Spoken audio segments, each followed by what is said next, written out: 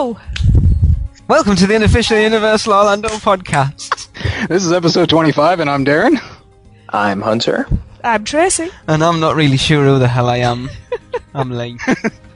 Yeah, welcome everybody to another episode of the world's greatest Universal Orlando podcast. Woo! Thank you. And before we get started, we would just like to wish Darren congratulations on his promotion at work, becoming the youngest ever senior at his company. Well done, my friend. Yeah, well done, very Darren. well done. Thank you. Drinks are on you. That's cool. Definitely. Yes, Butterbeer is next year. Get saving. I also want to say thanks to Tracy for finally getting the website up and running, and it's looking good. I've had some really good feedback on it. We have. I have a great bio on there. Your picture's been Yes. changed twice already. Leave them alone. You can change pictures anywhere. We have had some surprising feedback. Good feedback. Not going to say anything really about that. No. Any more than that. I am working hard on populating the site, as Lee has put that there. Populating. Yes, it's a good word. I'm writing away. And I know there isn't a lot to look at the moment, but I just wanted to get it up and out there for you guys. Let me know what you want, because without your requests I can't put the content on. Otherwise you'd have to make do with what I want to read. So go on over to what's the address? www.uuopodcast.com. Check out what I've got on there already. Awesome. So I have the first story this week. It's from the Orlando Sentinel, and the title is Worker at Universal City Walk Restaurant Accused of Molesting Child Customer. There's nothing like starting the news off with a nice heartwarming story. This would have been more appropriate around Christmas time. It's the 7th. When would this story really be appropriate? So, an ex-employee of the NASCAR Sports Grill, of course it was the NASCAR Grill, at Universal Orlando City Walk was arrested on Monday, accused of exposing himself to a girl at the restaurant and touching her inappropriately. Randy Taylor, 26, faces charges of lewd or lascivious conduct, lewd or lascivious exhibition, and lewd act upon a child in connection with the November 22nd incident at City Walk Record State. A girl whose age was not included in court documents but who was younger than 16, based on the charges, reported Taylor touched her inappropriately while she was playing pool. The girl said she was bent over to take a shot when Taylor walked behind her and grabbed her buttocks. Simple enough. She said he then walked into an employee-only area but held the door open. According to court documents, the girl told police Taylor then exposed himself while standing in the open doorway. The girl said she grabbed a friend and went to find her parents. It's funny how, I'll tell you what grabbed me was the fact that it took 3 months for this to... Because she's a minor, probably. You would think it would, for something like that, then it would go through the court system pretty quick. Yeah, but we weren't getting into this. Because she's a minor, so she's not getting harassed by papers at the courts and stuff like that. Right. That's why they'll delay the... Anyway, Yeah. I think we'll sweep Just- that one aside and just carry move on. Oh, okay. Let's move on to the next one here. This one also comes from the Orlando Sentinel. Travelers aren't yet showing any signs of chocolate frog fatigue. Comcast Corp said that sales at NBC Universal theme parks rose 4% during the final 3 months of 2011, propelled by higher per-guest spending at Universal Orlando and Universal Studios Hollywood. And I know I'm a part of that, big time. Combined revenue at NBC Universal's theme parks business, which includes licensing fees from overseas parks in Japan and Singapore, totaled $498 million for the quarter, up from $478 million during the same period a year ago. And that capped a year in which the theme park revenue surged 24% to $2 billion. Whoa. Yeah, I think at least $50 million of that was from me buying Harry Potter merchandise. Butterbeer. That's the way to go. Yeah. And as they have for a year and a half now, Comcast and NBC Universal executives credited the growth to the continued popularity of the Wizarding World of Harry Potter in Orlando and a King Kong attraction in California, both of which opened in mid-2010. It's like King Kong attraction, such a pull over there. Yeah. It really is a big pool. They really, when I was over in California, they really promoted the King Kong 360 attraction. The thing is, you promote it as like its own attraction when it's really this 5-minute segment of the already existing Studio Tram tour. Right. So to experience just Kong again, you'd have to do the whole 45-minute tour. Right. So I find it interesting though that the revenue's got. I don't know whether it's like in direct response, like how much of it's Hollywood and how much of it's Japan and how much of it's Singapore and how much of it's Orlando. But it's interesting that everyone said that Potter had its day and it wouldn't last that long, and we're 2 years down the line, 2.5 years down the line, and the money that they're making is still going up. Yeah. And I'm sure it'll only continue to increase if we do actually get that expansion. What did you say, Darren? Oh, I said it just shows no sign of stopping there. Yeah. I would just like to point out chocolate frog fatigue. I like that. I just saw lots of little brown frogs laid at the side of the park with a hand on the forehead. Oh, It needs a TM. oh. Chocolate frog fatigue. It needs trademarking that. Like Super That's so D Duper. appropriate. That's appropriate too, fatigue. because that We need to that move chocolate on. Sorry, hang on. Go on, Darren. Oh, that one chocolate frog is $10. So That is bloody fatigue for my wallet. It is a good size, though. It's like a solid chocolate frog. It's not like hollow or anything. And they put those cards in there, and that's why people buy them. That's why I'm going to buy them. And they're introducing new cards. Are they?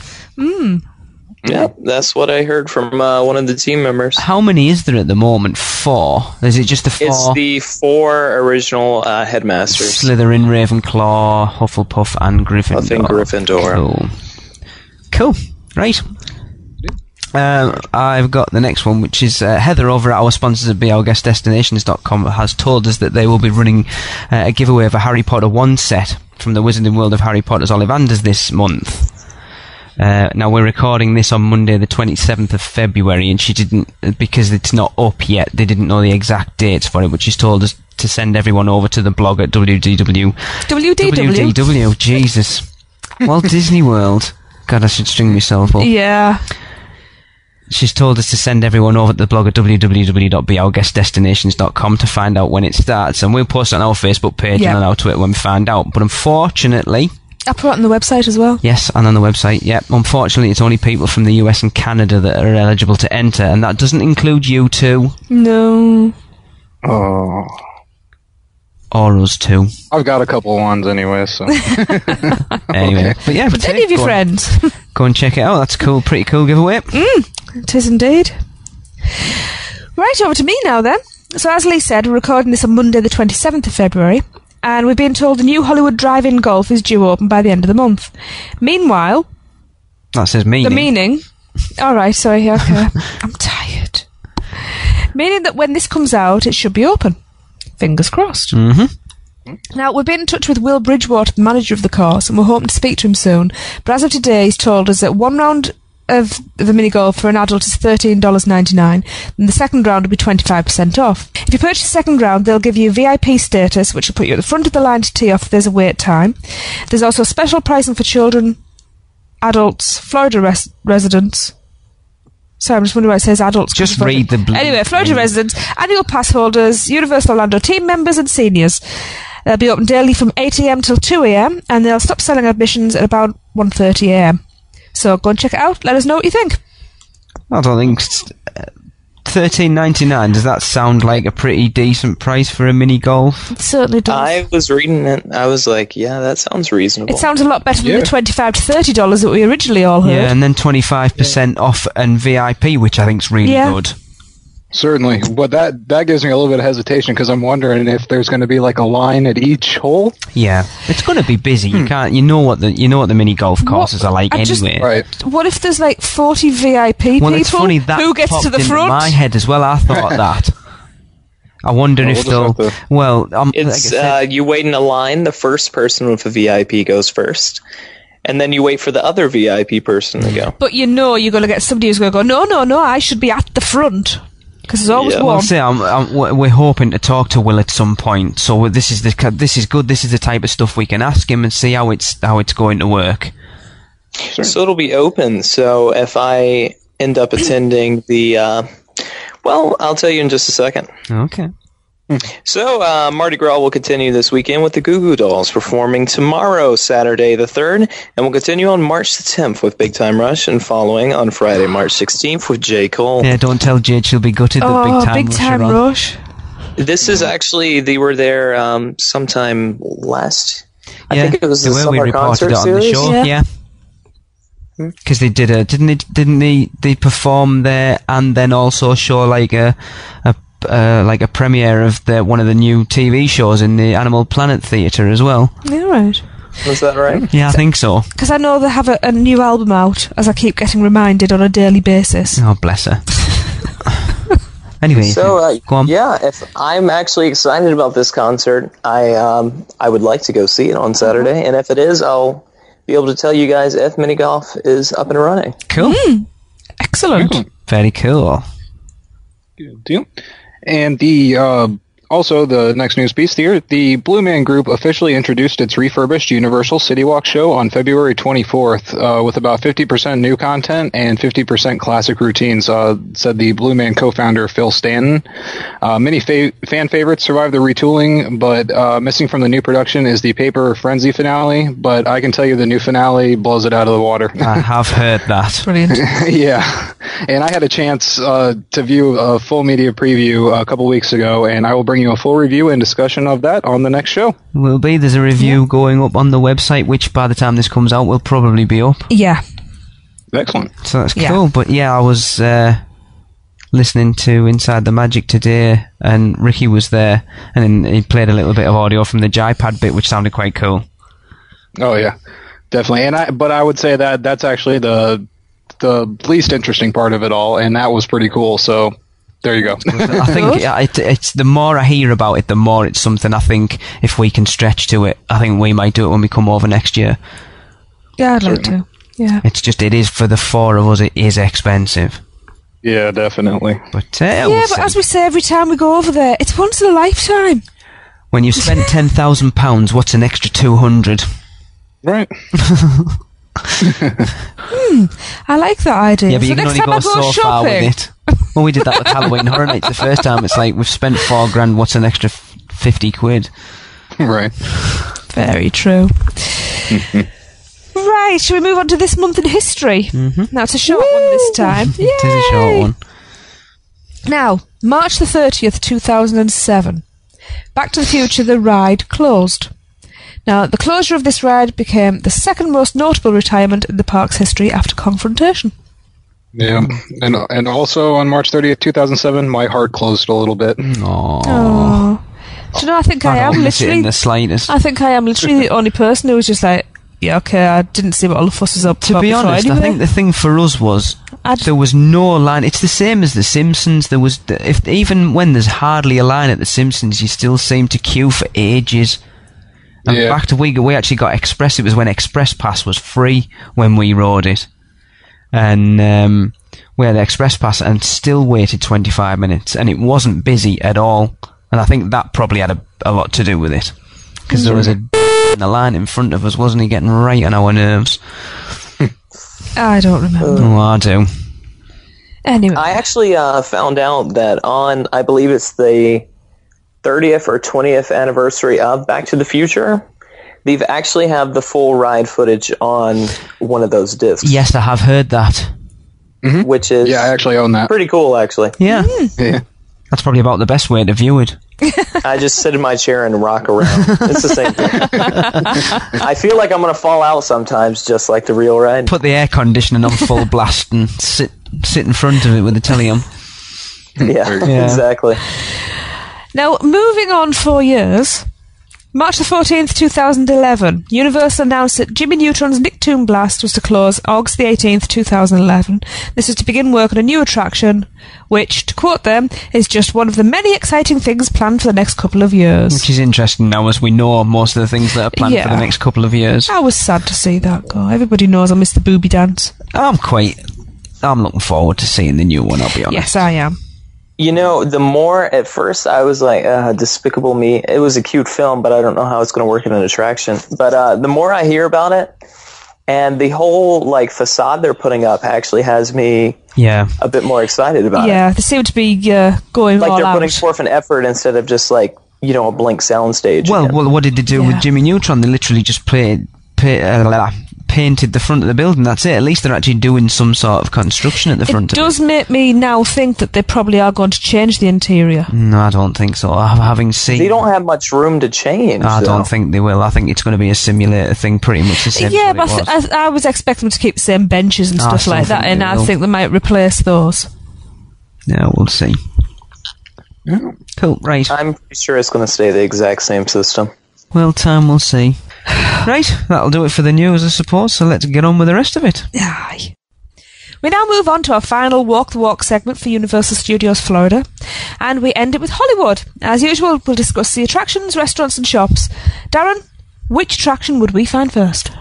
Yeah, thanks, Tracy. The first attraction we come to is Universal Orlando's Horror Makeup Show. That's where you take a close-up look at what goes into and oozes out of some of Hollywood's strangest creatures. Nice. Yeah, in this outrageous live show, you'll see how top makeup and special effects artists create some of the amazing effects you see in Hollywood's latest hit movies. The show contains movie clips, prop, and creature makeup demonstrations, and fascinating as well as humorous insight into the movie-making process. Before the show, check out the lobby's collection of authentic props, makeup effects, and more from some of Universal's most legendary horror movies. The indoor stage show is located in the Hollywood backlot area. Parental guidance suggested, and no height restrictions. And it's a Universal Express Plus pass show. It is. We always enjoy that one. Has this show ever changed? Yes. It's exactly the same as when we saw it in 2004. Okay, but it was something else before it reaches this incarnation. But they do switch out the movie clips, basically. Right. Right. Is it still... Has anyone done it recently? Me. Yeah, I just went on... Yeah. Right, so is it still... When did you go? Oh, go on. When did I go? Yeah. Back in January. Okay, so you've been more recently than I have. Was it still the big wolfy thing? Like the big werewolf? It's been the big wolfy thing since like early 2000s. Yeah.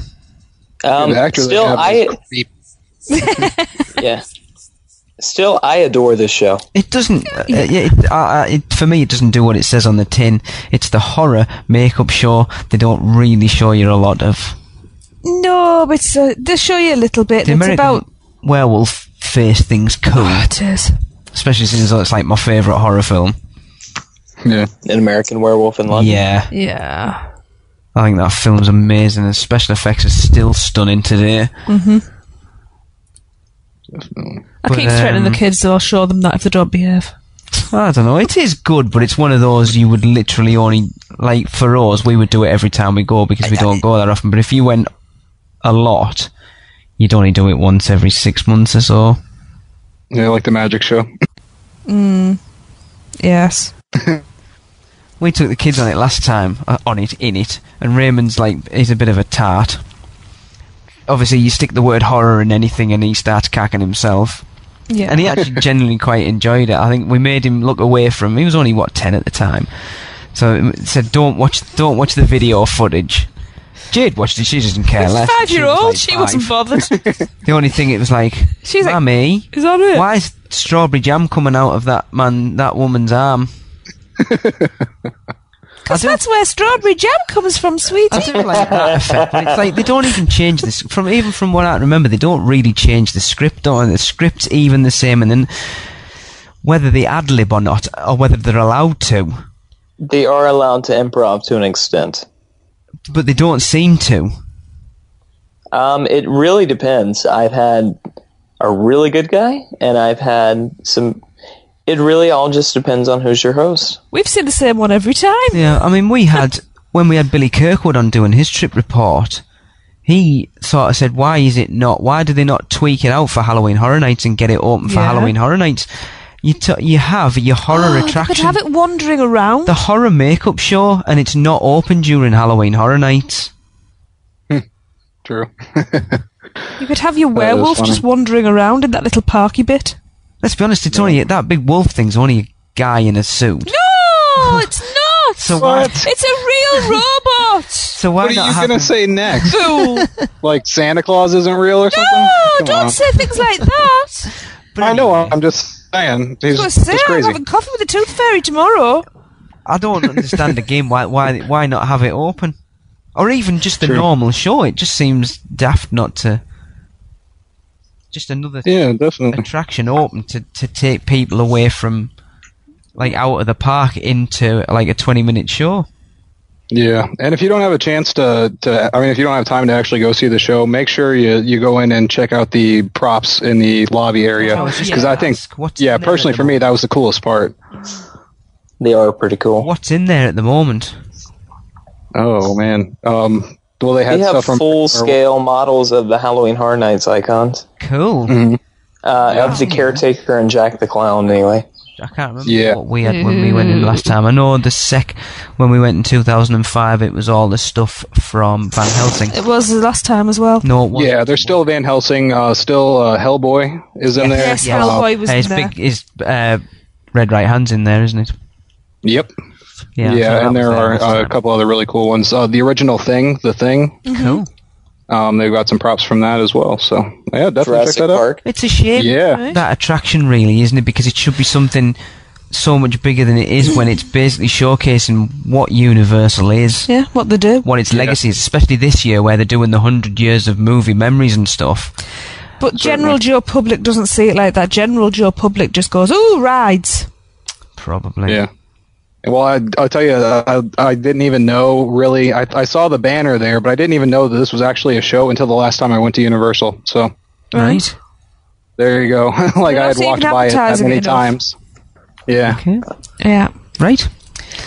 So anyway, after leaving the horror makeup show behind, the next attraction we will find is Terminator 2 3D Battle Across Time. The future is coming after you. Join forces with the Terminator, R, in a battle to prevent mankind's extinction at the cold steel hands of menacing cyborgs. You'll dodge plasma blasts, feel objects whooshing past you, and become completely immersed in the 360-degree action of this thrilling adventure set in an apocalyptic wasteland. Terminator 2 3D is a spellbinding mix of live-action stunts, special effects, and amazing 3D filmmaking. You'll feel like you can reach out and touch the characters. Well, you can, because a couple of them run past you at one point. Oh, and you trip them up. That's I right. just got, yeah. And feel like the cyborgs can reach out and touch you as well. Reek out. Ooh. Featuring both familiar characters from the Terminator movies and an array of all new characters, it's a totally unique experience that will have you saying "Hasta la vista, baby" to entertainment as you know it, and it is a Universal Express Pass Plus participating attraction. So yeah, T2. So now, before we bring you our opinions on the ride, we will hand the reins over to Hunter for another Fact Hunter. Hey guys, this is actually Hunter reporting for the Facts Hunter, and this week's Facts Hunter, of course, as you guys know, we are in Hollywood, finishing off our Universal Studios Florida Walk the Walk. I hope to be able to come back to some other attractions and do the Fact Hunter. But, as we all know, today it's about T2 3D Battle Across Time. Now, as a lot of y'all know, Terminator 2 was a significant box office and critical success. It has had a huge influence on a pop culture and is considered hugely influential in the genres of action and science fiction. It's also very well noted for its visual effects, included the many breakthroughs in computer-generated imagery. It's actually the first use of natural human motion for a computer-generated character and the first partially computer-generated main character. It received many awards, including 4 Academy Awards for makeup, sound mixing, sound editing, and visual effects. So the Terminator 2 franchise, well, Terminator in general, has quite a lot to build off of.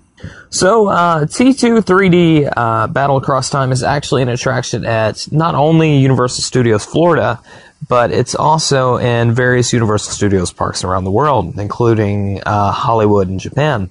I've actually visited Hollywood. The queue's a bit different, and the holding room before you go into the main show where Kimberly is talking to you is also quite a bit different. But the show is exactly the same, as far as I could tell anyway. Regardless, it's a mini-sequel to Terminator 2 Judgment Day, and it reunites director James Cameron and the main cast from the movie, including Arnold Schwarzenegger as the Terminator, Lyndall Hamilton as Sarah Connor, Edward Furlong as John Connor, and Robert Patrick as the T-1000. As those of you who have attended have known, the show is presented in 2 parts: a pre-show where a Cyberdyne Systems company hostess shows guests a brief video presentation about the company's innovations, and the main show where live performers interact with a 3D film. Now, I don't really feel the need to tell you in depth about either the pre-show or the main show. I would like to keep that, if you haven't been, I would like to keep that spoiler-free. If you have been, it's, pretty much the same. But the queue, a lot of people kind of just rush through. There's really not much to it. There's just dozens of television monitors. But it includes several special musical segments, including 2 songs from T2, which is Bad to the Bone, and Guitars Cadillacs. Coincidentally, Guitars Cadillacs can actually be found at the nearby Rip Ride Rocket roller coaster under the country genre. Also mixed into the video cycle are live images of the waiting audience in the manner of a closed-circuit security system. Now, let's see, a little bit of perhaps trivia. It's pretty well known that the 12-minute film, because it was featuring much of the cast and crew of Terminator 2 Judgment Day, it cost $60 million to produce, $24 million for the film, $36 million for the venue, making it the most expensive venture per minute in movie history. So, the attraction opened in the Hollywood area of Universal Studios Florida on April 27, 1996. Interestingly enough, when they were first making the attraction, it was originally going to be the T-800 endoskeletons from the Terminator films that were going to be the machines being demonstrated. However, James Cameron pointed out to them that it was chronologically impossible for the T-800 Terminators to be present in a modern day because the T-800s were made by Skynet during the future war. As a result, the producers of the attraction agreed with Cameron and allowed him to design an early model Terminator for the attraction, which is what we see now firing at those targets early on in the attraction. I believe I will go into detail about the pre-show. The pre-show is actually hosted in the Miles Bennett Dyson Memorial Auditorium by Kimberly Duncan and other Cyberdyne Systems directors of community relations and media control. Here the audience stands and views a promotional video about Cyberdyne's numerous technological innovations, which includes some references to the Terminator universe and a cameo by Shaquille O'Neal, who stopped being noteworthy back in the 90s. However, the video and computers of the auditorium are suddenly interrupted by a message from Sarah and John Connor, who have hacked the Cyberdyne system, who expose Cyberdyne's sinister plans behind Skynet, and advises everyone to evacuate the building before they blow it up. Plain and simple. They basically say, you don't get out, we're going to blow you up anyway. So, following the video, Kimberly Duncan reassures guests that security has the situation under control and invites everyone into the next auditorium for the main presentation. So, actually, when you first arrive there, you pick up some safety visors, as they're called, the 3D glasses, and you see a demonstration of the T-70 Terminators. These are the very early Terminators that was actually designed by James Cameron himself. The film is very noticeable for its incorporation of live actors and props into the film. There's actually a scene where the Arnold Schwarzenegger character, the Terminator basically, he bursts in the movie screen time portal on a Harley Davidson motorcycle to rescue John at one point, which is typically very impressive actually. Still holds up. Now, we're actually having a special guest on who is the animation director of T2 3D Battle Across Time, and I'm sure he'll have lots of inside information for you guys. The theaters that show the film are equipped with numerous secret panels, hydraulic lifts, and sliding walls, all of which have to work in sync with the film. In addition, the theaters are a soundproof environment. The stage where the attraction is held is called the Miles Bennett Dyson Memorial Auditorium, as indicated by a sign in the entrance room. Actually, the entrance to the theater in the Hollywood-themed section of the park was rebuilt from the ground up along with the custom-built theater. The entire building where the Terminator show takes place in Orlando was originally a facade to look like the front of a Hollywood building until 1995 when the attraction was built. So, it's kind of a little goof. But when the T-800 blasts through the concrete wall and steps through the hole it made, the rig holding the Terminator up can be seen very briefly sticking out of its back. Not really anything noticeable, except for me, but I believe someone asked me the other day what my favorite Terminator, T2 3D quote was, and it's when John Connor goes, "Friend of yours?" And then the Terminator simply states, "He was my college roommate." Well, thank you for once again listening to another Fact Hunter. It's always a pleasure doing these for you guys, and I really hope I can continue to do them. Thanks for listening to my Fact Hunter, and I hope you enjoyed it. And following on from it, we would like to bring you an interview Lee, Tracy, and Darren recorded with Daniel Robichaux, animation director on the attraction. Enjoy. As part of our Walk the Walk this short, and following on from Hunter's Fact Hunter about Terminator 2 3D Battle Across Time, we'd like to welcome our very special guest, Daniel Robichaux. Hi, Daniel. Hi, Daniel. Hello. Hi everyone. Thanks for joining us. My pleasure. Okay, first off, for those who don't know who you are, would you please tell everyone what your background is and what you did before working on Terminator 2 3D? Oh, certainly. I've been working in the area of computer animation, so I'm a digital artist for 28 years now. And T2 3D was created in 1995 and 1996. So at the time, I had about 10 years of experience in the field, especially in the area of television. And I had just started moving on to creating digital effects and character animation. And I had just started working at Digital Domain in Venice, California. I had just completed the movie Apollo 13, which is a great movie. The FX team, and in '95 we just started working on T2 3D. Cool. So Daniel, from obviously how you started out, how did you become involved in Terminator 2 3D? Well, I was asked to be the animation director on the project, following the work we had done on previous animation projects.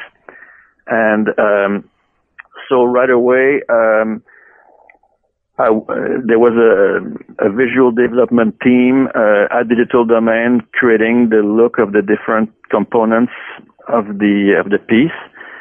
And James Cameron was already very present and involved in this development phase. And this is how I started myself teaming up with the visual development team of the creature that I was going to animate in the piece, the T-1 or T-Meg for short. Oh, I didn't know that. That's cool. Cool. Yeah, the piece was divided in 3 acts, just to give you a sense of my involvement in the show. It's a 12-minute experience, and it's divided in 3 acts. And my involvement was mostly focused on Act 3, which was considered the climax of the show, and which was completely computer generated and featured this T-1 creature that my team and myself animated. Excellent. Daniel, could you tell us exactly what your role as animation director on T2 3D involved?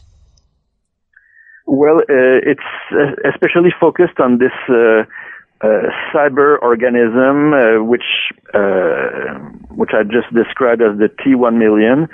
It looks like some kind of a spider-like creature, enormous, and it's considered to be the ultimate predator.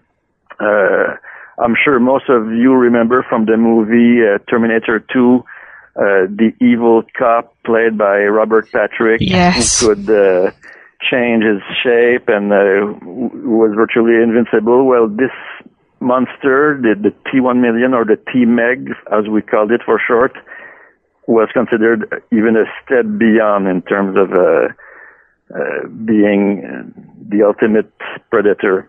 And it had the same characteristics as this evil cop in T2, meaning that it could transform its shape, and it was made of liquid metal.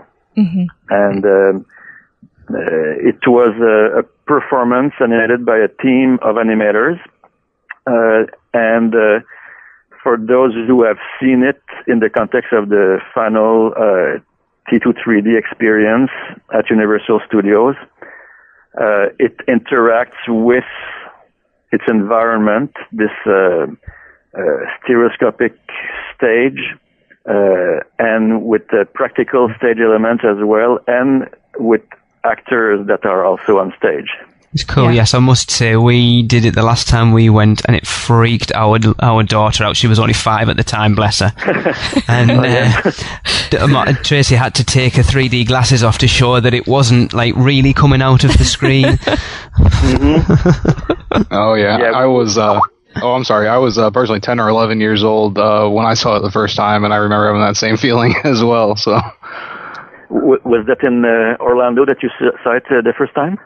Yeah, it was in Orlando. We had just moved here from Illinois. It was our just getting to know Florida kind of trip, and we went to Universal Studios, and that was one of the first rides we went on, and the first attractions we saw there, and that was pretty amazing. And I distinctly remember the T1 million that you're speaking of, and yeah, that definitely had to be the highlight of the show. Mm-hmm. Ah, thank you. Oh yeah, it is pretty awesome. It is. Yeah. The stereoscopic nature of the show, like you mentioned, was clearly what at the time what was considered cutting edge in our field, because there had only been a few attempts before with computer graphics, and this ride, this multimedia experience, takes it one step beyond what had been done before. In terms of the quality of the stereoscopy, the way that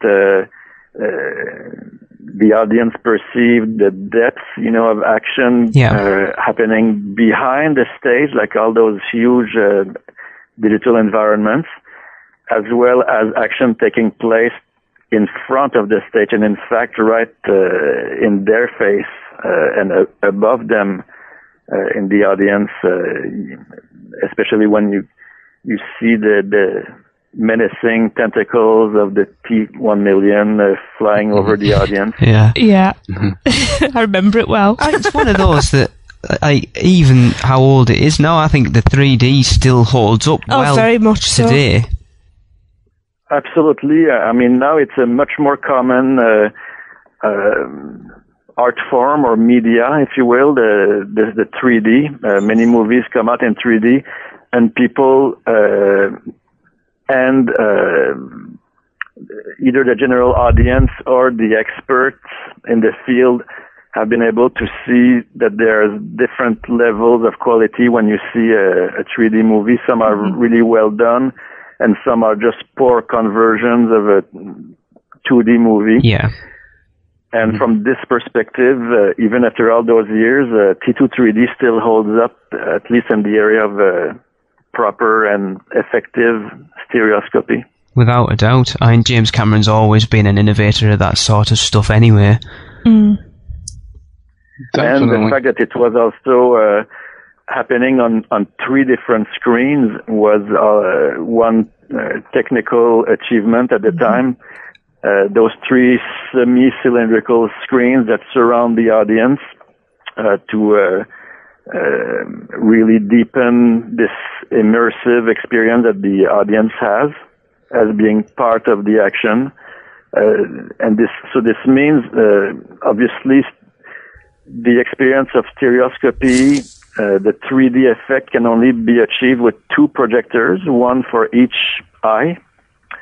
So if you multiply that by those 3 screens, it means that we had to work with a series of 6 projectors all in all. Right.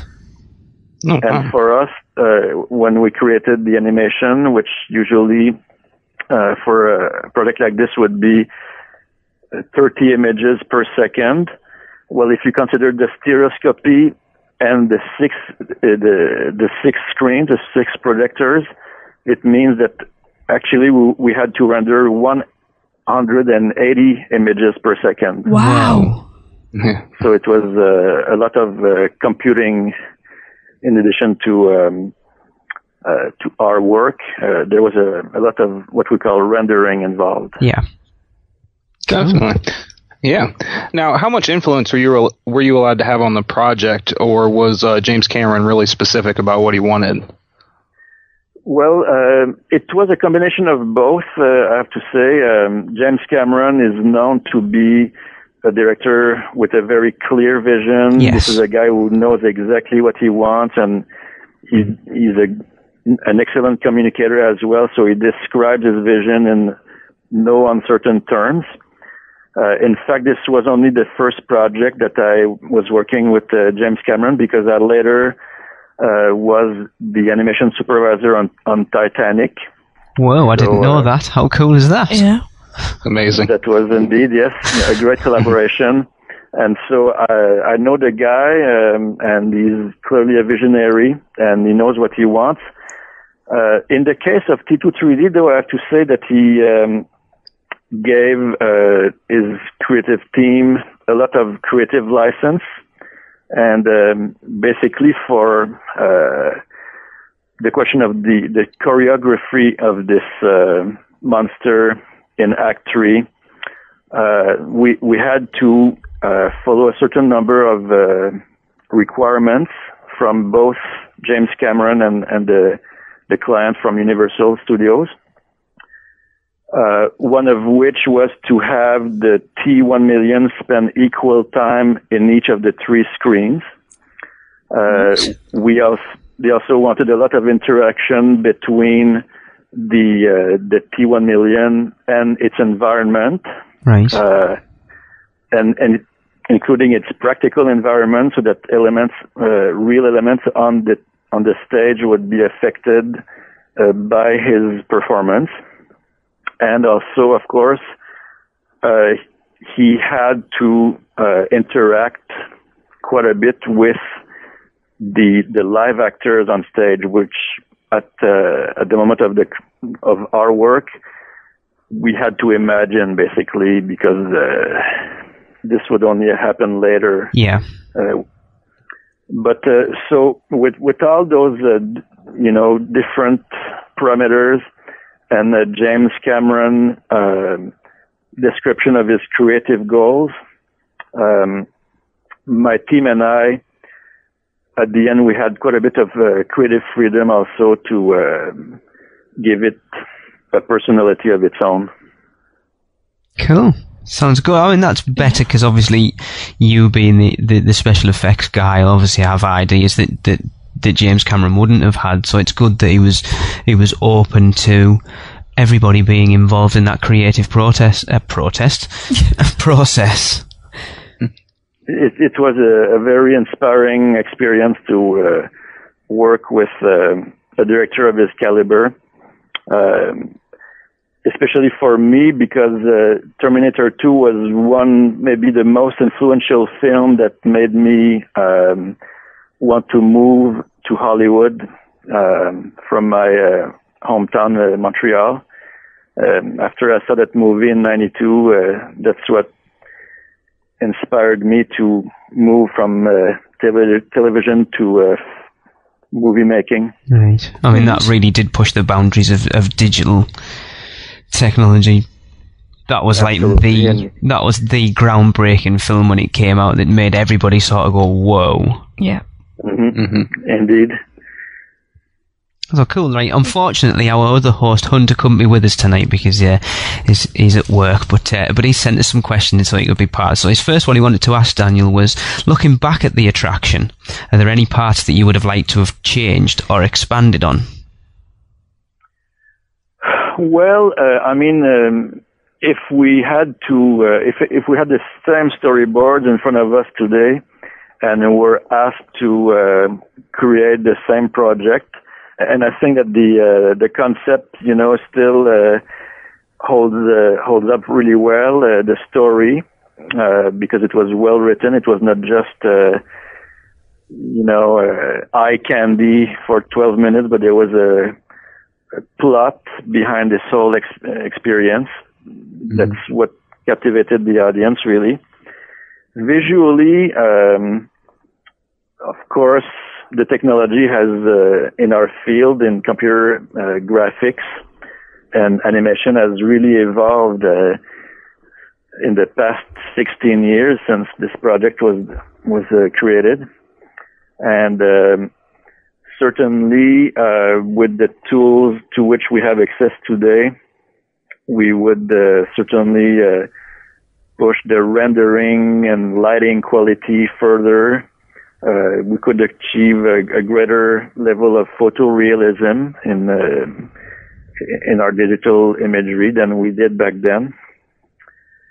And of course, at the time, there had only been 2 Terminator movies released. But since then, the T3 and T4 have been released, and so clearly they went in a different direction than the glimpse of the future in that series that T2 3D had given us if Cameron had written the following episode. Mm-hmm. So maybe it's a little less relevant from that perspective too, now that the series has gone in a completely different direction. Yeah, which is a shame. It is. Well, maybe Terminator 5 could incorporate the T1 million and the circle would be complete. Yeah, he'll have to get on the phone to James and say, look, we want you back in. We think the next one should be directed by you, and you need to go back into what you created in Terminator 2 3D. Can you imagine? It sounds like a plan, though. Now, Terminator 2 3D Battle Through Time has been around for going on 16 years.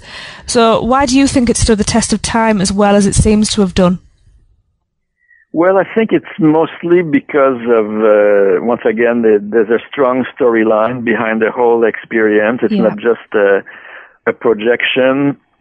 but there's also a lot of, it's an interactive experience. Mm-hmm.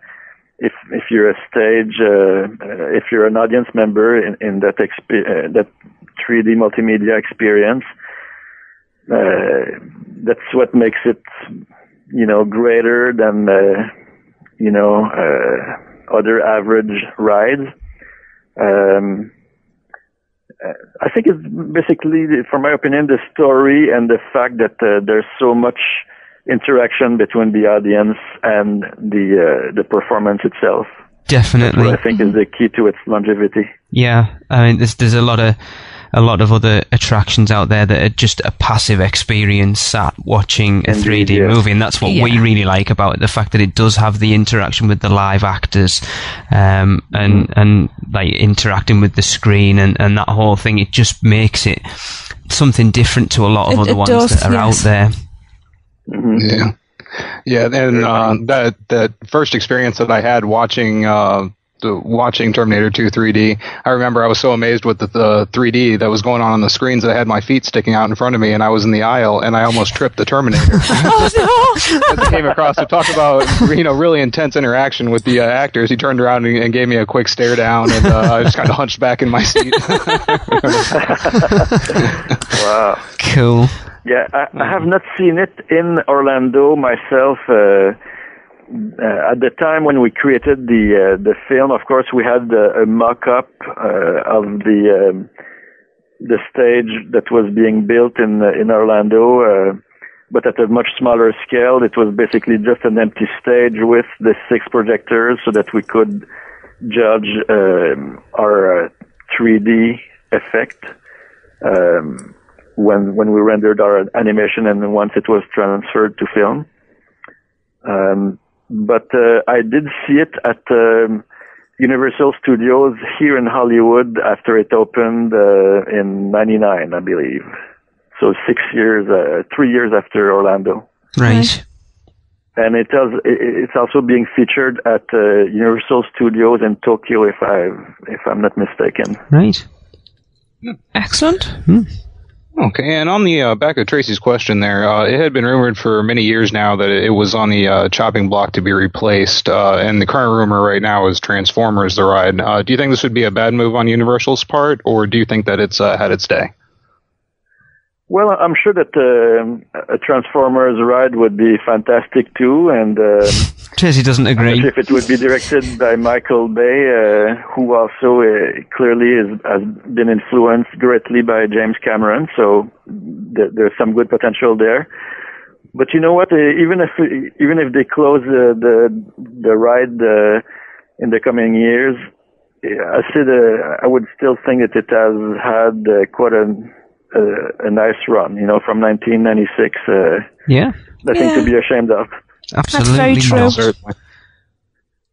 But I'd rather keep T2 3D than have Transformers. Well, why should we have to choose anyway? We should have both rides, I suppose. Right. Exactly. Well, yes, I agree. Mm-hmm. So before we finish up the last bit, is there anything else you'd like to tell us about your work on the attraction? Well, sorry, I know I've sprung this one on you. Well, once again, I would reiterate the fact that for me it was, almost like a dream come true when I worked on this project, because it was the sequence, even if it was not a feature-length film in the end. It was still a very ambitious project and the sequel to a movie that was so influential for me. Am I right in remembering that when it was made, it wasn't the most expensive film per second ever shot? That's true. That was one of the statistics. You're right. I remember that. I don't remember the exact amount of dollars per frame, but it was one of the impressive statistics of the film, and included with the fact that there was 25,000 film images that we had to render, that we had to create. If you count for the six projectors, for the 3 screens, for which we had to render 3D animation. So that too at the time was considered an impressive statistic. Yeah. Yeah, I can't actually. And even to this day. Yeah, I'm sure. Yeah. Now, I've got a question for you. That's a little bit tongue-in-cheek, I have to admit. I was talking to a friend of mine, Ruth, on the telephone the other day, and I was telling her about this upcoming interview. And she asked quite a pertinent question, so I'm going to put it to you, Daniel. Do you now look at your mercury thermometer in a different light? Because of the liquid metal of the creature? Yeah. Very funny. I did say I'd ask. That's a good one. That's a good one, yeah.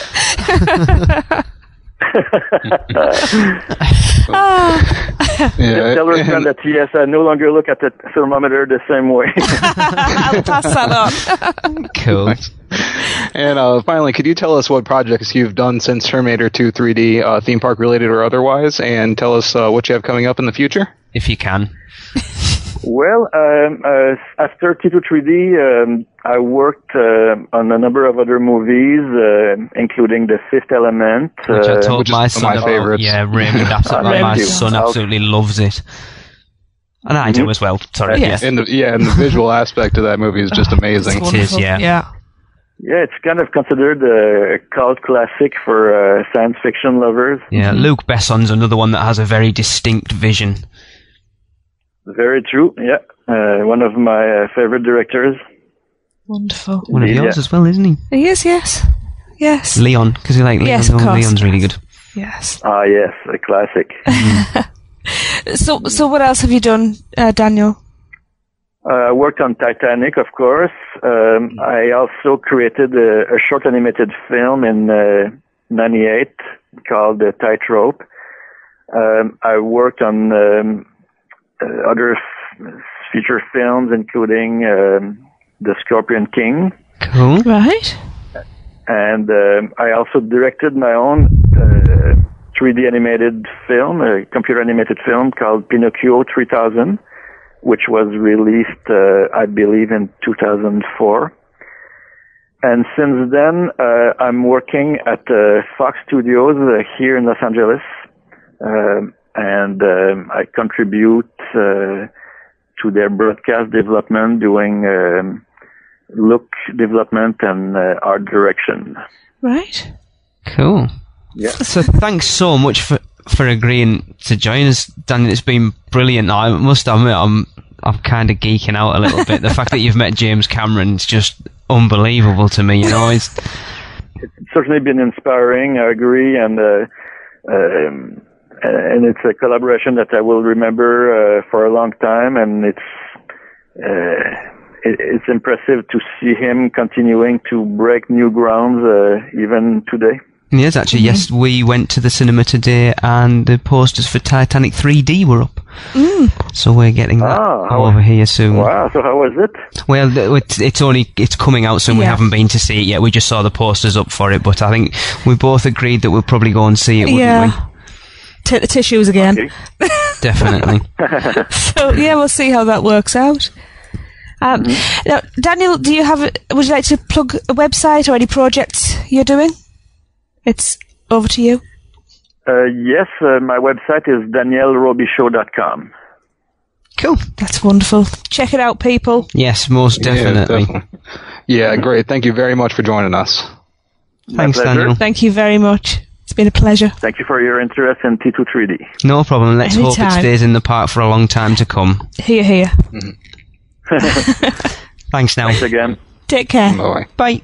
So everyone's opinions on this then. I mean, we kind of talked about it with Daniel before, but the thing I like about it over most 3D attractions, just to reiterate the fact that it's not just a 3D film. No, it's definitely not. It's not Shrek. No. No, not at all. Shrek's very... For all they've got those seats, it's still a passive experience. Yeah. You're part of the show in Terminator. Yeah. Certainly. And the way the 3D works in there, I don't know if it's different, but I mean, the way that they're able to place objects directly in front of your face on Terminator 2 3D is still amazing to me. Yeah. And we're talking about aged technology as well. Yeah, what? 16 years. Yeah, that's right, 16 years. 16 years, and it still looks... We actually commented the last time when we came over to Florida in 2009 that it was the best looking 3D attraction, and that includes all the ones at Disney as well. Not by a mile. By a mile. Go on. Yeah, it's Filler Magic. Philhar Magic was awful. I tell you what, terrible. all the bits with Donald... When we went in 2009. Yeah, all the bits with Donald... Before he actually starts going into all the other movies was fuzzy as hell. It was really blurry. No, I Maybe they've cleaned it up since then. See, I thought it was just me. A bad projector can ruin the entire show. This is true. Yeah. No, I thought it was just me until we came out and they said it was all bad as well. Blurry as hell. Like I struggled to see 3D properly. Yeah, it was. But it's the fact that it's got that longevity that you've got. You got the two. You got. I won't spoil the magic, sorry. John and Sarah Connor running about, and you've got like the T800 and the T1000 running around, and the T whatever the hell, are they the T800s? No, not the T, the ones at the side. Because obviously the idea of the attraction is that you're brought in to see a presentation of the first Terminators, aren't you? So I even like the premise behind the whole. You're going in there for a reason. So there's a whole storyline for the complete attraction. Yeah, definitely. And like you said, everything holds up really well. And as we mentioned in the interview, like the celluloid film is still holding up amazingly somehow. Celluloid as well. That's amazing. The only thing that I find detracts from it a little bit is because it runs that often. You can see at certain points where the door in the screen is. Oh, yeah? It's in the bottom left-hand corner. It's like there's certain times because it doesn't fit, because it's not new anymore and it doesn't fit snug. Oh, right. You can kind of see the gaps round the side where that entrance is, but... Yeah, and they also show an intro video before you go in to sit down in the theater. And I saw this last time we went. It was kind of funny. Oh, one of the women in there is using a tablet computer, a tablet PC that is about 5 inches thick. It's also really creepy, honestly. What, having your kid read a bedtime story? Yeah, and getting tucked in by these robotic arms. Oh, yeah. Yeah. Last time we were in there, someone yelled, "Strangle her."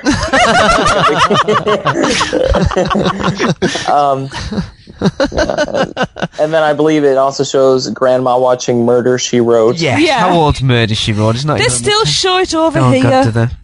Yeah. But there's What another- if butterflies ran Another on point batteries? is that pre-show there Yeah. as well still has a live team member as Yep. part Yeah. of the pre-show. She's annoying, though. But you don't see that really anywhere anymore. This is true. They've took Jaws out. I can name Don't remind me. 2. That and Poseidon's Fury and Islands of Adventure's about it. Yep. Really? You wouldn't count the Discovery Center? Or are you talking attraction? I discount I would the say Discovery attractions. Centre, full Yeah, stop. just level up anything. But yeah, I like that interaction just with a person. And then just even Disney are doing it. It's slowly being eradicated from the parks, and It's money, it's isn't sad. It is money, and that's it? But it makes a big difference, and sometimes it's worth spending a little bit of money. it's sad. Well, yeah, I think Universal should definitely hold on to that because they've got. I mean, when your park's based on the movies, you need your actors, right? Well, absolutely, yeah, definitely. So- But we all know the rumours. Yeah, we do.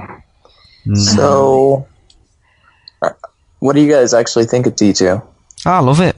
I really like Yeah? it. Yeah. Would you be disappointed if it left? Yes. I don't think it'd be another massive public outrage like it was with Jaws, No. though. No, I don't think it would be. I think it'd be like, oh, that's sad. It was a good show, but I want to see what else is coming. Everybody else is like, you closed Jaws. I think the problem is we know what's coming, and it looks pretty cool, but I mean, it does look good. Transformers, I'll be honest, it does look cool, and I think it could be fun. See this face? Tracy, I think you'd enjoy Less it. than impressed. But anyway, go on The then. amount of money they put into that stage, I think they might try to theme something around that same kind of premise. We'll see. No, they're not against leveling things, as Jaws pretty much is just a sinkhole again now. Yeah. Yeah. Well, let's move on from T2 3D anyway. Next attraction we'll find is Lucy, a tribute. Movie and television fans of all ages are sure to enjoy this loving tribute that takes you through the dazzling career of America's Queen of Comedy, Lucille Ball. So get a close-up look at the world's favourite redhead on screen and off. See clips from classic shows, actual costumes and props, scripts, rare home movies, personal correspondence, awards and more. Then test your Lucy trivia knowledge with our interactive video game. You're sure to fall in love with Lucy all over again. This indoor walkthrough attraction is located in the Hollywood backlot area, is for all guests and has no height restrictions. Go on, ask the question, and I know what the answer's going to be. No. No. Nope. No. Us neither. No, and I wish I had, because I'm quite a fan actually. It'll still be there. Oh yeah, that'll be there forever. I've heard Hunter's got the high score on that video game, but it's just something I've You know, They didn't do a Lucy Rock Band version, did they? basically, I just hit buttons and it's just Lucille Ball's face coming straight down a note track. Yeah, look, we've had enough smut Every time last I hit it, she lets loose a catchphrase. You hit balls with Lucille Ball's face on. I heard he hit Lucille's balls. She hasn't got any balls. Ka-ching! No, I can't really comment, because it's not even something that, even if I'd done everything else multiple times, it probably still wouldn't be on my radar to go, oh, shall we go and have a walk It's in like, there? oh, I'm going to go to the hat shop next door. Yeah. Yeah. Right. It just, Yeah. I've been in the Betty Boop store, but I've never been I'm there. just going to mention the Betty Boop store. well, I The think Betty Boop store is expensive as crap. we will throw out there, then anybody who's been, feel free to send us an email, let us know what you thought of it. Because I'll be interested, because for 4 people that host the Universal Orlando podcast, and none of us have been in one of those attractions, it's quite sad, really. Hey, I did field research in Barney's backyard. You guys got this one. I'd rather go in Lucille's ball Pit. than Barney's backyard any day. Soft foam balls. Oh boy. All right. Well, I think that's going to do it before the attractions, before this devolves back into another. You're right there. Well, like last show, let's go ahead and go on to dining. Enjoy all the trappings of dinner in Tinseltown, minus the paparazzi, snooty waiters, and valet parking. You'll find the perfect spot whether you're looking for a romantic rendezvous, dinner with the kids, or a lunch meeting with your agent. And let's go over to Hunter for the first place. The first place we come to is Cafe La Bamba. Arriba!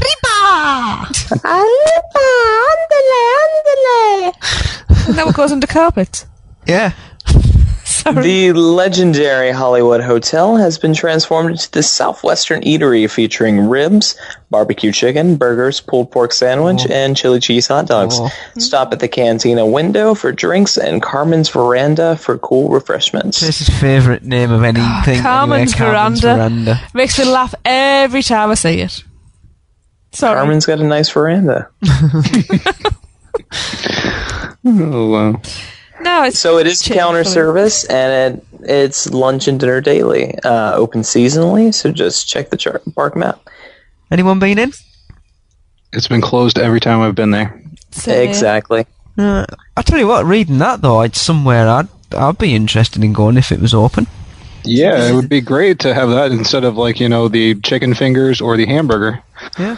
Like pulled pork You got sandwich. ribs here. We went to the Hard Rock Cafe in Edinburgh, and Tracy had the pulled pork sandwich. First and time it I've ever was had it. It was amazing. Mm-hmm. And we don't really get pulled pork over here. Oh no, you're gonna have to make a little trip down to Tampa and have some real pulled pork. They cook it for 3 days here, that kind of deal. So it's awesome. It's really good. But yeah, see, I'm hoping, obviously with us coming over in August next time, like right in peak season, hopefully it should be Hopefully open somewhere everywhere we should be can open. stick our heads in and check it out, because it sounds roll pretty good. home. Yeah. Right, let's head on over to Mel's Drive-In. Where did I end up with this one? That's how it worked. Rock around the clock at this 50s drive-in featuring golden oldies on the jukebox. Is that why I got it? 'Cause I'm the oldest. No. Sorry, I'm not. I'm the youngest. I'm only 21. Delicious burgers and fries, chicken sandwiches. I'm 19. Yeah, sure. It'll catch up with you. Don't get so smug. Yeah, but I'm a girl. So you're like 3 years younger? Where are we Yeah, going? something Just like get on that. with it. Onion rings. Yeah, I won't say what's going through my head because he won't cut that out. Yes, chicken fingers, onion rings, root beer floats, and frosty milkshakes. Service type is counter service. It's lunch and dinner daily, and it's a participating meal deal location.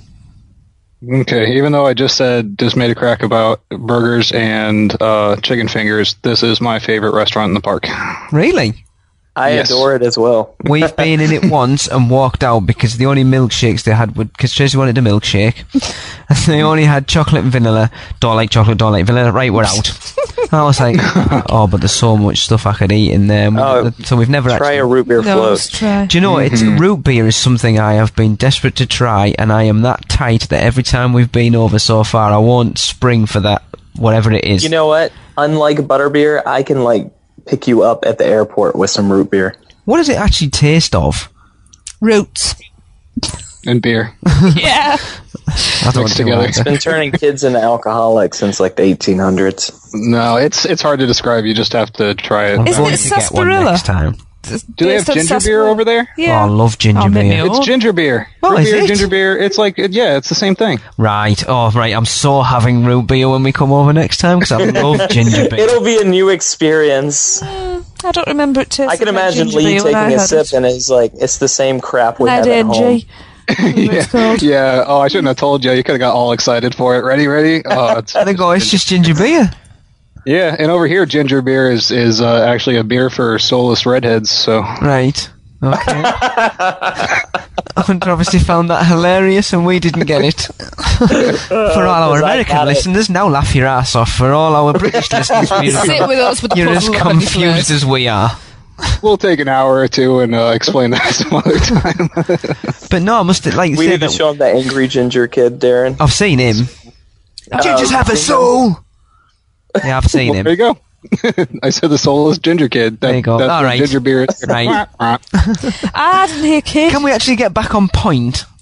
Yeah, but Mel's anyways, Drive-In. Mel's Drive-In is one of my favorite places, and I especially love it during Halloween Horror Nights when Yes. it's Mel's Dying. Yeah, I Yeah, love no, that. that's brilliant. We've mentioned this before on the. It's one of the easiest effects to do, and it's just so Yeah. cool. I've got to say, now I'm eating meat again. Could We be an have to option. try and try as many of these places. We when owe it to come our over as public. We do so. Yeah, I think. Heck, I'm only on a diet so I can put all that weight back on. Darren, have you done the sci-fi dining theatre at Disney's Hollywood Studios? No, I have not. Go on, It's a lovely Hunter. restaurant. Is it similar or not? No, You don't sit. It's more like a. Like You an sit in like old-fashioned- little cars. Yeah, no, I mean at Mel's Drive-In. What's that? Is it more like an old It's soda like a little fountain? boat. It's like a diner. Yeah. Right. Like the one Like Like below. your stereotypical 1950s 50s U.S. diner. With your Yeah. Formica tops and your All little right. red leather. Cool. It's, yeah. And your little Yeah, bar and the- stools and things. You've been in. Yeah, but it was like I can remember and I've got no memory. 7 years ago. Grief, man. Yeah, and every table's got a jukebox on it, so you can pick a couple songs. Hopefully, you'll actually be able to hear them by the time you leave. All right. But yeah, it's all real neat.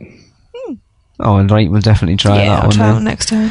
Right, so leaving Mel's Drive-In then and on to one of my favourite places, Oh, and yeah. that's Schwab's Pharmacy.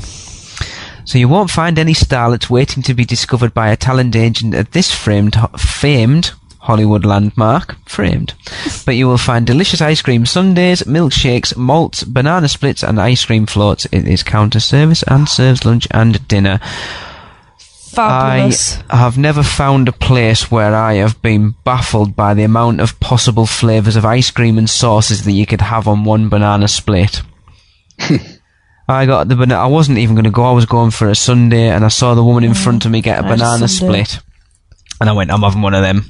So a banana split, please. He said, "What three flavours of ice cream would you want?" I said, "What's the choice?" And it was like, right. There's chocolate chip, chocolate It's better than mint chocolate Baskin chip, Robbins, there's more this, than there's that, 31 there's flavours. this, that, and the other. And I'm like, oh my god, you honestly want me to stand here now and try and choose 3 flavours out of all of that? Yes. So I went, right, I'll have one of them, and one of them. And then she's like, what flavour sauces would you want? You can have 3. It's like, what's the choice? And she had this basket of all these, and there was like about a dozen. I don't know, just put chocolate on it. My head's all over the place. There wasn't it. Which toppings do you want?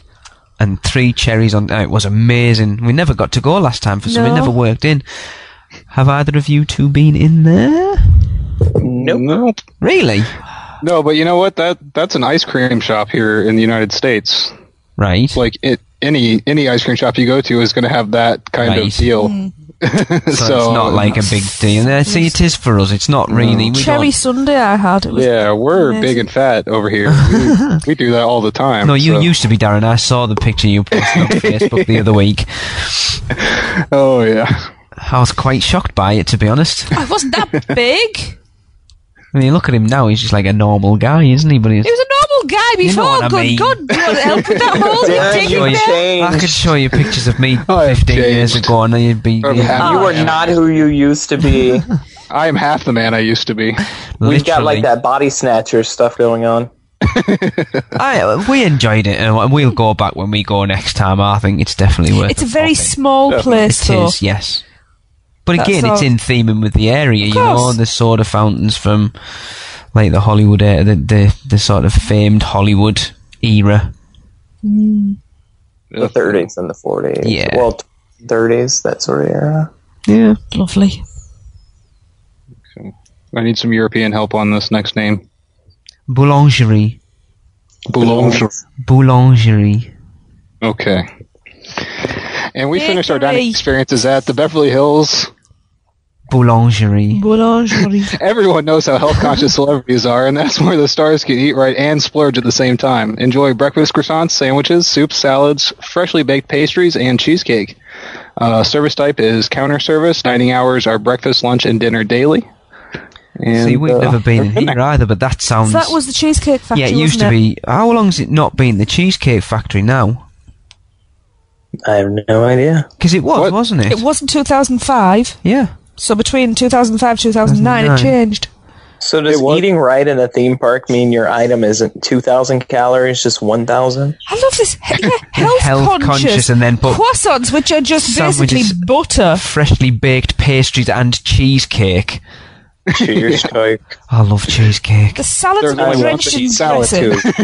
Yeah, that's the healthy option, salad. Drenched in oil, probably. And dressings. Yeah. Anybody with been croutons and stuff in. Has anybody been in? No. Nope. So I assume that place must be open for breakfast then? I assume so. Is this? So if you happen to have gone to Universal and gone all the way down to Men in Black as your first ride and then think, oh, I'm hungry... You've got to walk right back to the beginning to get something to eat. Then your name is clearly Lee. If the first place you ran to as soon as the park opened was Men in Black. It's all about Twister. No, it's not. I love being in Twister by myself. Can I just say, though, after a bit of research I've been doing for a project I've got going, I'm actually really looking forward to doing Twister. Oh, my God, it's not going to be there, is it? I realise how much I have actually missed and all the little nuances I've been finding. It's not about the rides, more to see these little nods that I want to go in and see. Sorry. Yeah, I know what you're talking about. Right, well, I guess if no one's eating in there, we might as well move on. No. But, yeah.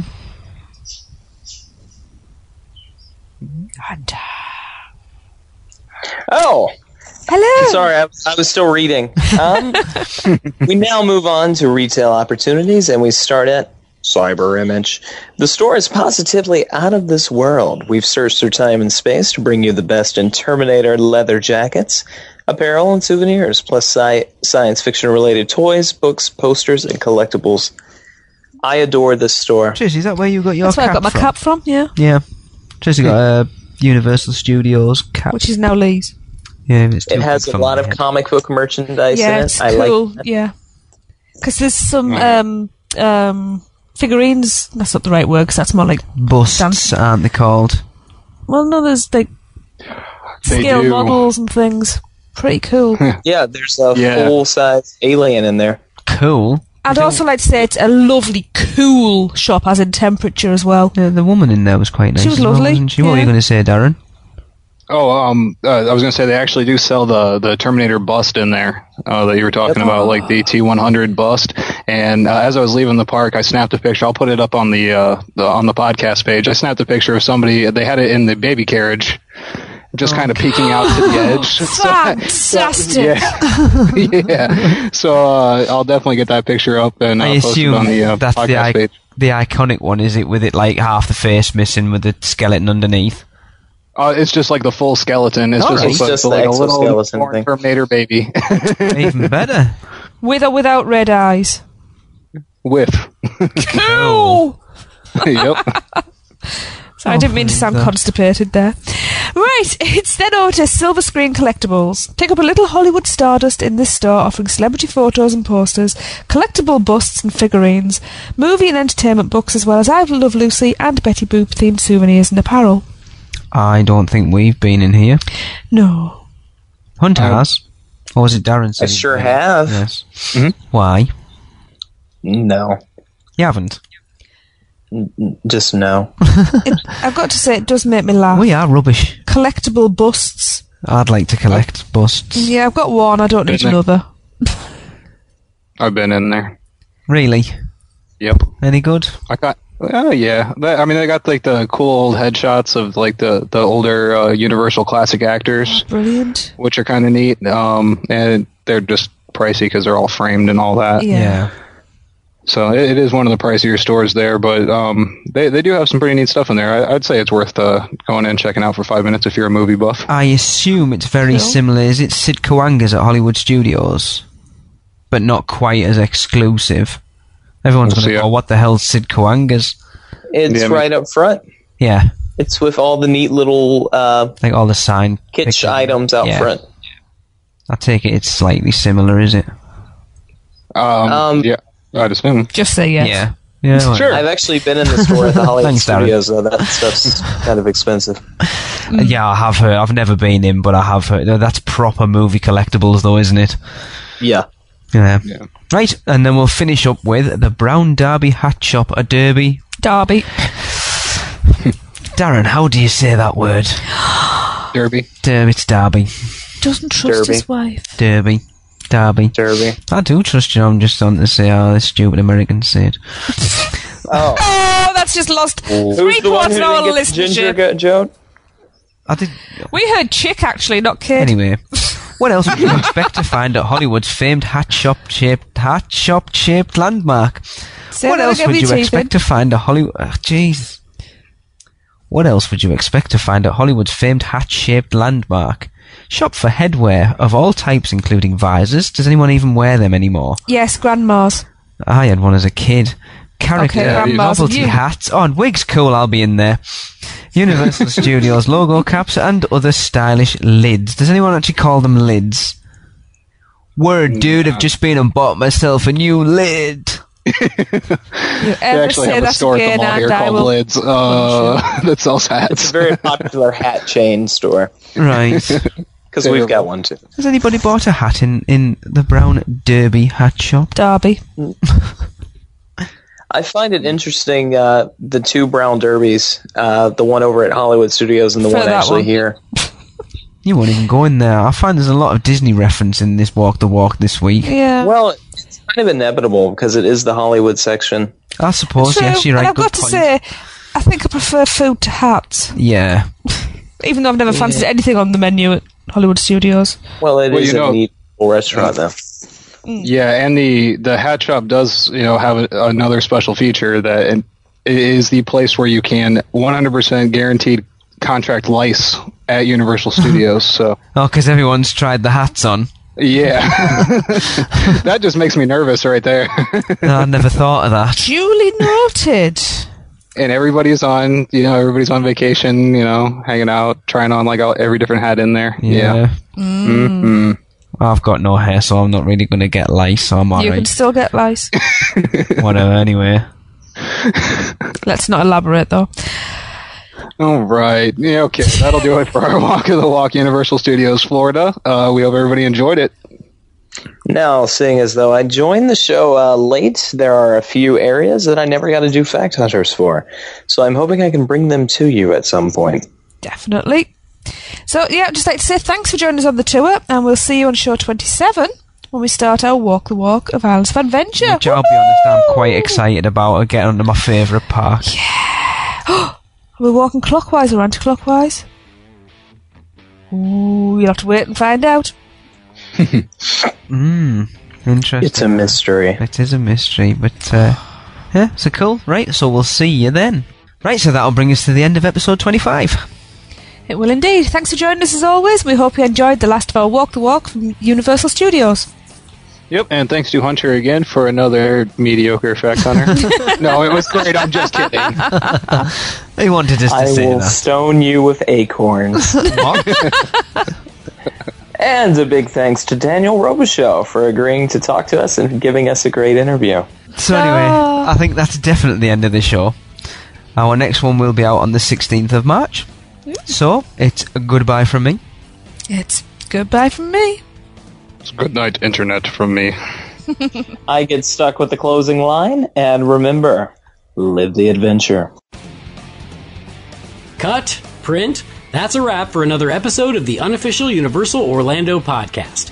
Never miss a show by subscribing on Apple Podcasts and leave us a rating and review while you're there. Not an Apple user? You can listen on Stitcher, Spotify, YouTube, iHeartRadio, or your podcatcher of choice. Email us any questions or comments to podcast@uuopodcast.com. Follow us on Facebook, Twitter, Google+, YouTube, Instagram, and Pinterest. Just search UUO Podcast. Keep up with the latest news, rumors, and updates on our blog at uuopodcast.com. Thanks for listening. See you next week.